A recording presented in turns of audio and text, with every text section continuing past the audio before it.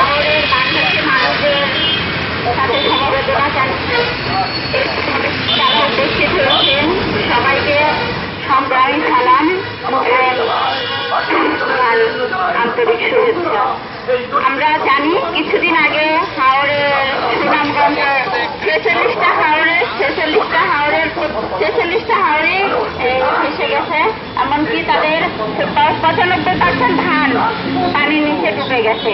বাংলাদেশ কৃষি প্রধান দেশ, এদেশের মানুষ ভাতের উপরে নির্ভরশীল, আর সে ভাতটা আসে আমাদের ধান থেকে, যেটা গ্রাম বাংলার অসহায় কৃষকরাই চাষ করে থাকে।